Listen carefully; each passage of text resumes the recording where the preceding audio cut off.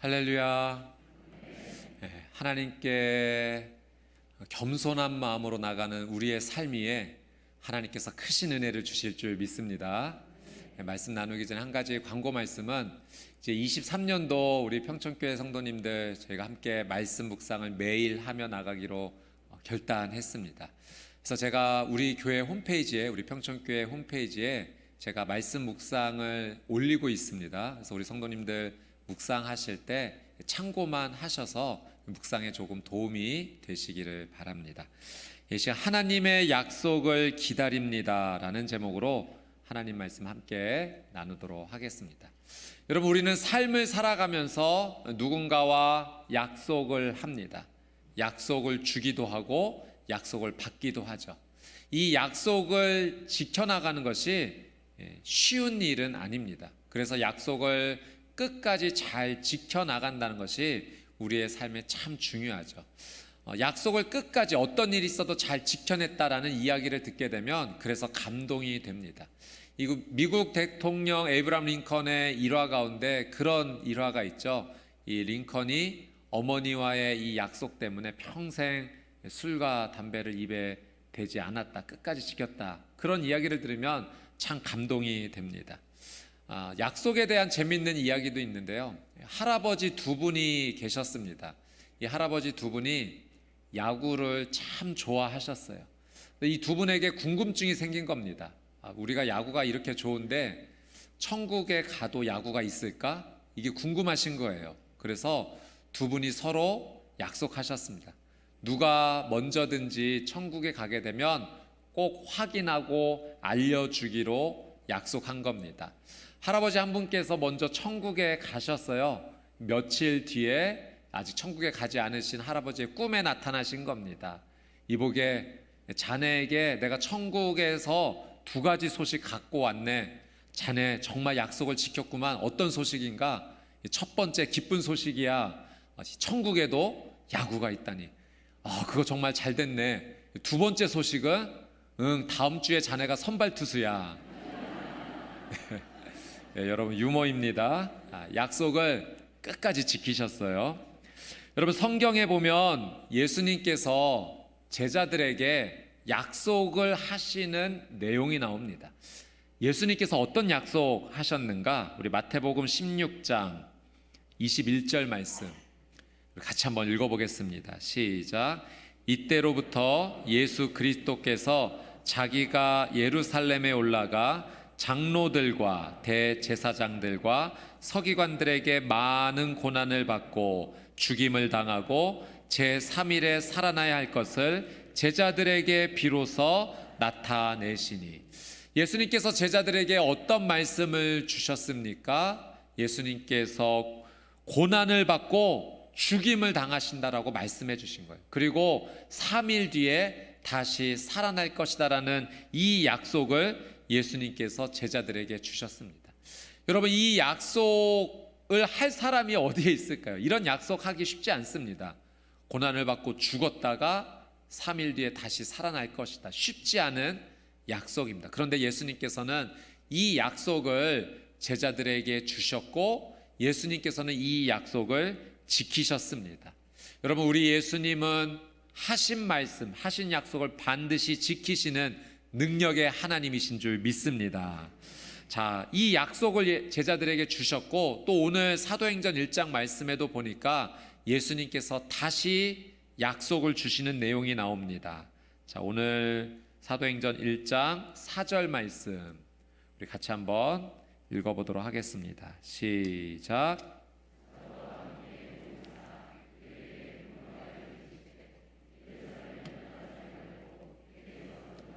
아버지께서 약속하신 것을 기다리라. 예루살렘을 떠나지 말고 아버지께서 약속하신 것을 기다려라. 예수님께서 말씀하십니다. 여러분, 이 약속이 이루어지는 과정을 보면 아주 중요한 원리가 있습니다. 이 약속이 이루어지는 과정 가운데 약속을 하는 사람은 이 약속을 지킬 만한 능력이 있어야 돼요. 능력도 안 되면서 약속을 하면 그 약속이 이루어지지 않죠. 그러니까 약속을 하는 사람은 그 약속을 지킬 만한 능력이 반드시 있어야 됩니다. 근데 또 한 가지 중요한 것이 있어요. 약속을 하는 사람도 능력이 있어야 되지만 약속을 받는 사람도 이 약속을 받을 만한 능력이 있어야 돼요. 약속을 받을 만한 조건을 가져야 됩니다. 예를 들면 이런 경우죠. 한 아버지가 그 아들에게 그 공부하는 것에 대해 조금 도움을 주고 싶고 격려를 하고 싶었습니다. 그래서 아들에게, 아들 이번에 중간고사 있지, 한번 최선 다해서 한번 해봐. 내가 평균 너 70점 넘으면 내 용돈 50만 원 줄게. 아버지께서 약속하신 겁니다. 아버지 그 약속 반드시 지키셔야 됩니다. 아들이 최선을 다하며 공부합니다. 그리고 중간고사가 끝났어요. 아버지에게 전화를 걸었습니다. 아버지, 아들 무슨 일이야? 아버지 지난번에 저 중간고사 평균 70점 넘으면 용돈 50만 원 주신다는 거 기억하시죠? 그럼 기억하지. 그리고 평균 70점 넘었니? 아버지, 그 돈 아버지가 그냥 쓰세요. 네. 아버지가 쓰셔도 될 것 같아요. 네. 최선을 다했는데 평균 70점 못 넘겼어요. 그러니까 아버지는 약속을 이룰 만한 능력이 있지만 아들이 최선을 다했지만 그 조건을 이루지 못한 것이죠. 여러분, 예수님께서 제자들에게 약속하셨습니다. 예수님은 이 약속을 이룰 만한 능력이 있으신 하나님이세요. 자, 그렇다면 제자들은 이 약속을 받을 만한 사람들인가? 여러분, 그 당시만 해도 제자들은 약속을 받을 만한 능력이 없는 사람들이었어요. 여러분, 제자들이 예수님께서 십자가에 못 박히셨을 때, 고난 받으셨을 때 도망가기 바빴던 사람들이 제자들이었어요. 그토록 예수님을 사랑한다 말하고 떠나지 않겠다고 약속했지만 그들은 그 고난의 자리에서 예수님께 등 돌리고 예수님으로부터 도망을 쳤습니다.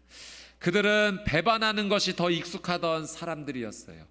예수님의 약속을 받을 만한 자격이 없었습니다.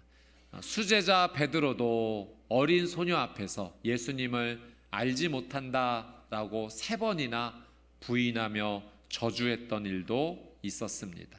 여러분, 이렇게 쉽게 배반하고 약속 지키지 못하는 사람들에게 여러분, 우리 같으면 또다시 약속 줄 수 있겠습니까?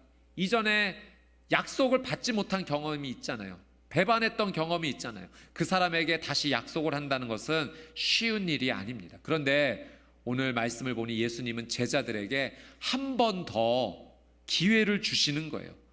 여러분, 기회를 주신다는 것은 예수님께서 제자들을 포기하지 않으셨다는 의미입니다.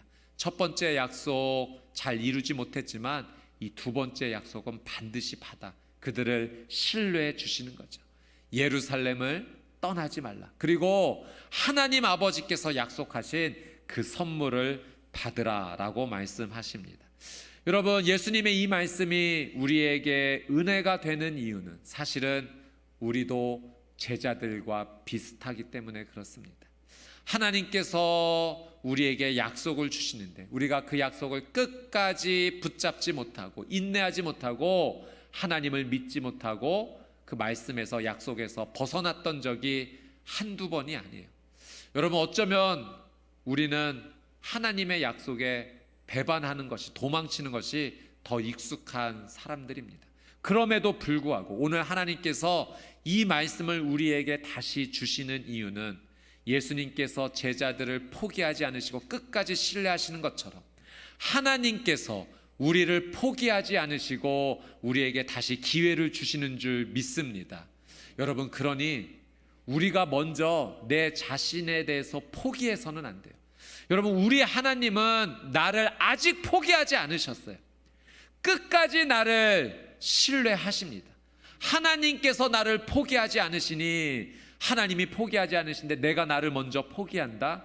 그것은 하나님의 뜻이 아닙니다. 여러분, 다시 나에 대해서 내가 좀 실망스러운 부분이 있지만 절망하지 말고 나를 포기하지 말고 나를 포기하지 않으시는 하나님을 바라보며 다시 믿음으로 일어서시게 되기를 주님의 이름으로 축복합니다.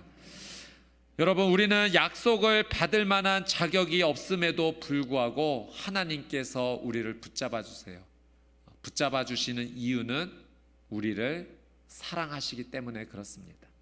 제가 아주 오래전에 이런 경험을 한번 한 적이 있습니다. 딸이 아주 어렸을 때 새벽에 갑자기 소리 지르면서 깨어나는 거예요. 악몽 꾼 겁니다. 그래서 무슨 꿈 꿨니? 이렇게 물어봤더니 엄마 아빠 잃어버리고 나쁜 괴물도 나타나고, 그 당시 아이로서는 최고의 악몽이었어요. 그래, 그런 꿈 꿨구나. 괜찮아. 아빠가 옆에 있어줄게. 자자. 근데 잠을 다시 자고 싶지 않다는 거예요. 또 악몽 꿀까 봐 겁난다는 거죠. 그래서 제가 이 아이를 꼭 안아주면서 안심시켜주면서 아빠가 네 곁을 떠나지 않을 거야. 괜찮아. 아빠 이제 옆에 있으니까 괜찮은 거야. 걱정하지 마. 아빠가 너를 꼭 지켜줄 거야 하고 한참을 안아주고 재워주었습니다. 이제 그날 저녁이 되었는데요. 제가 사실 그때쯤에 좀 마음이 좀 힘든 일이 있어서 마음의 의욕이 굉장히 꺾였던 그런 상황이었어요. 그날 저녁에도 이제 책상 앞에 앉아서 한숨이 나오더라고요. 깊은 한숨이 이렇게 나오는데, 갑자기 하나님께서 그날 새벽에 있었던, 제가 딸을 이렇게 안심시키며 재워졌던 일이 갑자기 생각나게 하시면서 저에게 그 기억을 통해서 말씀해 주시는 거예요. 소리야, 인생을 살다 보면 악몽처럼 느껴질 때가 가끔 있단다. 마음의 의욕이 꺾이고 정말 다시 힘낼 수 있을까 걱정이 들 만큼 힘들 때가 있어. 근데 괜찮아. 내가 너의 아빠란다. 제가 그날 새벽에 제 딸에게 해줬던 그 말을 그대로 저한테 돌려주시면서 내가 너 떠나지 않을 거야. 내가 네 옆을 꼭 지키고 있을 거야. 아빠가 옆에 있으니 걱정하지 마. 괜찮아. 괜찮아. 하시면서 저를 안아주시고 위로해 주셨습니다. 사랑 여러분, 하나님은 우리를 정말 사랑하시는 줄 믿습니다. 우리를 포기하지 않으세요. 내 옆을 꼭 지켜주시겠다라고, 힘든 일이 있지만 이겨낼 수 있다고, 내가 너와 함께 할 것이라고 하나님께서 말씀해 주십니다. 힘든 삶의 자리에서 나를 포기하지 않으시는 하나님의 사랑을 붙잡고 다시 힘을 내는 우리 평촌교회 성도님들 되시기를 주님의 이름으로 축복합니다. 오늘 말씀에서 예수님의 약속의 내용을 보면 예수님께서 이 말씀을 하세요. 예루살렘을 떠나지 말라. 왜 예수님께서 예루살렘을 떠나지 말아라 이 말씀을 왜 하셨을까요? 그냥 하나님 아버지께서 약속하신 그 선물을 기다려라 그 말씀만 하셔도 됐을 텐데 예루살렘을 떠나지 말아라. 여러분, 처음에 제자들에게 예루살렘은 어떤 장소였냐면 자신의 꿈이 이루어지는 장소였어요. 내가 출세하게 될 장소가 예루살렘이었어요. 이제 예수님께서 예루살렘에 입성하시기만 하면 그 놀라운 능력을 발휘하셔서 로마의 군대를 다 몰아내실 것이다. 그리고 새로운 나라를 세우실 것이고 예수님은 왕이 되실 것이며 우리는 높은 자리에 한 자리 다 얻게 될 것이다. 이것이 제자들의 마음에 다 가득했어요. 그리고 여러분, 제자들이 예루살렘에 올라갈 때 서로 싸우잖아요. 누가 더 높은 자리에 앉게 될까 기대함이 있었기 때문에 그 높은 자리를 서로 앉겠노라고 싸웠던 겁니다. 그런 예루살렘을 생각하면 기대가 되는 거죠. 내 꿈이 이루어질 장소. 제자들만 기대했나요? 제자들의 어머니도 기도하셨어요. 세베대의 아들 야고보와 요한의 어머니가 예수님 찾아와서 우리 두 아들 예수님 옆자리에 앉게 해주십시오. 이런 부탁을 하잖아요. 그러니까 제자들의 가족들도 이제 우리 아들들 예루살렘 들어가 출세하겠구나 이런 기대감을 가지고 있었어요. 제자의 가족뿐입니까? 예루살렘의 많은 백성들이 예수님 들어오시자 종려나무를 흔들면서 호산나 호산나 외쳤어요. 지금 우리를 구원하소서라는 의미예요. 많은 백성들이 기대했어요. 예수님 이제 예루살렘에 들어오셨으니 새로운 나라가 이루어지겠구나. 우리를 구원하소서. 그렇게 메시아에 대한 호칭을 써가면서 많은 백성들이 예수님을 기대했죠. 예루살렘은 그런 기대의 장소였어요. 그런데 제자들의 기대처럼, 제자들의 어머니 가족들의 기대처럼, 많은 백성들의 기대처럼 꿈이 이루어졌는가? 그렇지 않습니다. 예수님의 방법, 하나님의 생각은 좀 달랐어요. 예수님은 그 지역적인 사람들만 구원하시는 것이 목적이 아니라 온 인류를 구원하시는 것이 예수님의 뜻이었어요. 그래서 새 나라를 세우시고 왕이 되시는 것이 아니라 십자가에 우리의 모든 죄를 대신하여 죽으시는 것이 예수님의 방법이었고 하나님의 생각이었습니다. 자, 제자들 입장에서는 여러분 꿈이 깨진 겁니다. 예루살렘에 들어가면 나는 이제 출세할 거야 라고 기대했던 그 예루살렘의 자리가 꿈이 깨어져 버린 장소가 되어버렸어요. 꿈이 깨어졌을 뿐만 아니라 이제는 도망가야 되는 장소가 되어버린 거예요. 예수님께서 십자가에 죽으셨으니 우리도 붙잡히면 죽는 거다. 그래서 도망친 겁니다. 여러분, 제자들에게는 이 예루살렘이 처음에 기대했던 자리였지만 자신의 꿈과 자신의 소망이 철저하게 깨져버린 슬픔의 기억이 묻어나는 장소가 되어버렸습니다. 여러분, 우리에게도 이런 예루살렘과 같은 장소 기억이 있지 않습니까? 기대했었는데, 내 삶이 이제 회복될 거라고 소망했었는데, 이제 내 앞길에는 활짝 열린 문만 있을 거라고 생각했는데, 기대했던 꿈이, 기대했던 소망이 무너져 버렸던 그 장소, 그 기억, 그 경험, 우리에게도 예루살렘이 있는 거예요. 누군가에게는 가정이 예루살렘이었어요. 이 가정 통해서 이제 나는 내 꿈을 펼칠 거야.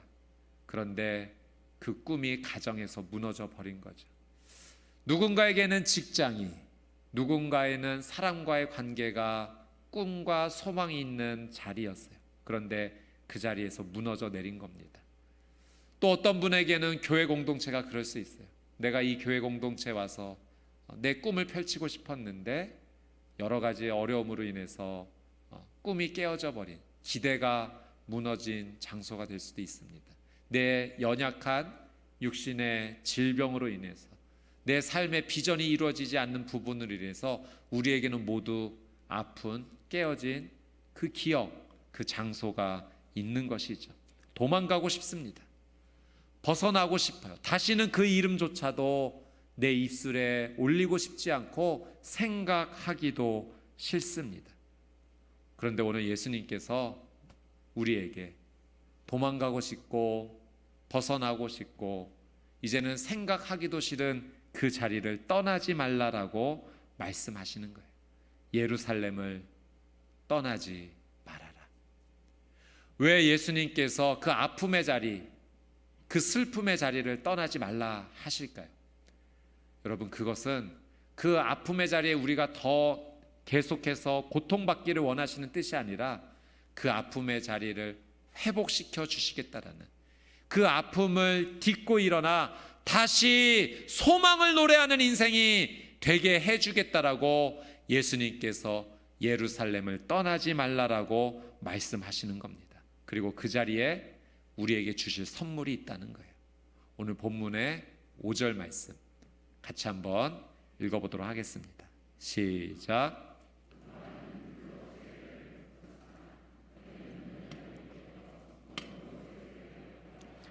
아멘. 성령으로 세례를 받으리라. 너희는 몇 날이 못되어 성령으로 세례를 받으리라. 여러분, 하나님께서 우리에게 주실 수 있는 가장 큰 선물이 무엇일까요? 물질일까요? 명예일까요? 우리의 간절했던 소망이 이루어지는 것일까요? 예, 그런 것도 중요하지만 하나님께서 우리에게 주실 수 있는 가장 큰 선물은 하나님 당신을 우리에게 주시는 겁니다. 하나님께서 전부를 우리에게 주시면 우리는 그 하나님의 놀란 은혜를 누리는 거죠. 너희는 몇 날이 못되어 성령으로 세례를 받으리라. 이 말은 나를 너희에게 전부 다 주겠다라는 하나님의 약속입니다. 내 자신을 너희에게 다 주겠다. 하나님의 놀라운, 기대하지도 못했던 상상하지도 못했던 놀란 하나님의 약속이죠. 그래서 우리는 너희는 성령으로 세례를 받을 것이다. 그 아픔의 자리, 절망의 자리에서 내가 너희에게 나를 주겠다라고 말씀하신 이 하나님 말씀 앞에서 이렇게 믿음을 우리는 고백해야 됩니다. 사랑하는 주님, 내 이성, 내 지식으로는 받아들이기가 힘듭니다. 이 자리를 나는 벗어나고 싶습니다. 하나님, 내 감정으로도 동의가 되지 않습니다. 나는 떠나고 싶어요. 내가 이제까지 살아온 경험을 통해서도 떠나는 것이 맞습니다. 그런데 하나님, 떠나지 말라 하시니 하나님께서 하나님 전부를 나에게 주신다라고 말씀하시니 그 말씀에 순종하겠습니다. 다른 것 나는 의지하지 않습니다.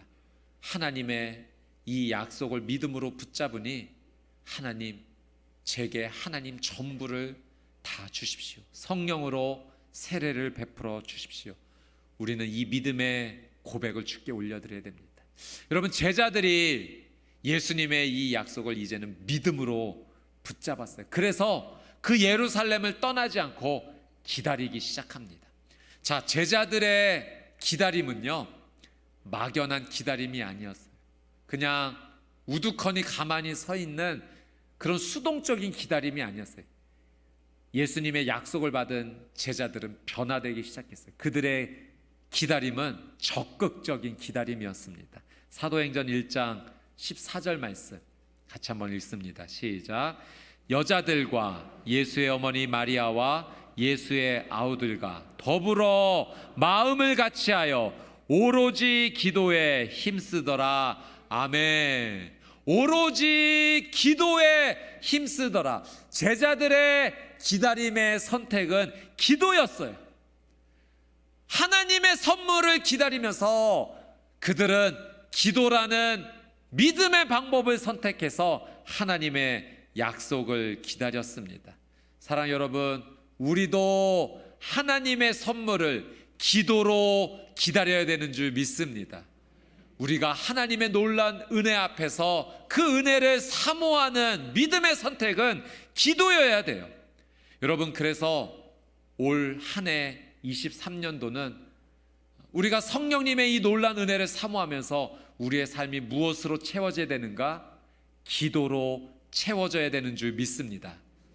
여호수아 5장 말씀에 보면 여호수아가 여리고 전투를 앞두고 홀로 있는 시간을 갖습니다. 여러분, 얼마나 고민이 됐을까요? 이 가나안 전쟁에서 가장 첫 번째 전쟁이면서도 가장 힘든 전쟁이에요. 여리고 성을 무너뜨린다라는 것은, 정복한다는 것은 정말 힘든 일이었어요. 그때 여호수아가 홀로 하나님 앞에 나가는 시간을 갖습니다. 이 혼자 있는 시간 뭘 했을까요? 기도한 겁니다. 하나님 앞에 나와 기도한 거예요. 그 두려움, 어떻게 해야 될지 모르는 그 막막함, 하나님 앞에 나와 엎드렸을 때 하나님께서 여호와의 군대 장관으로 이 여호수아를 만나 주시죠. 그리고 여호수아에게 뭐라고 말씀하십니까?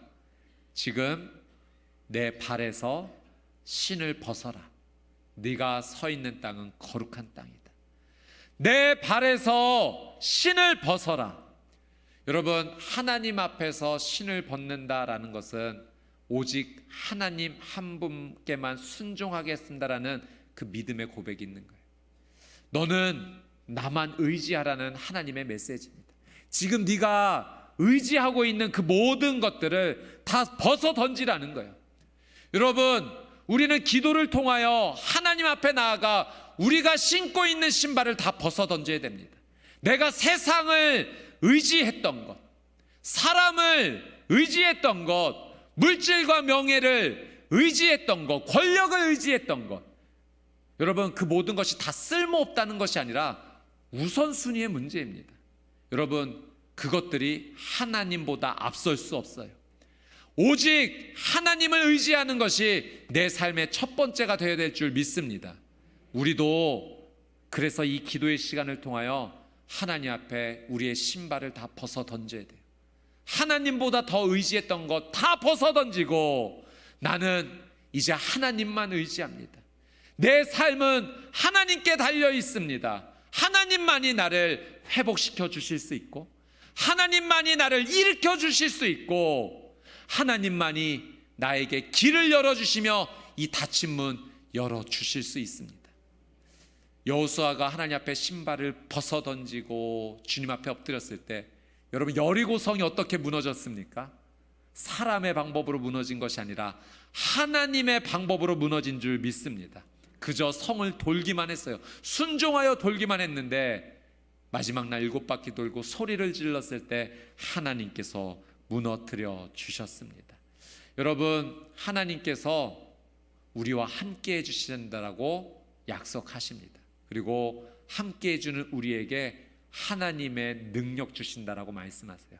오늘 본문 8절 말씀 읽겠습니다. 시작.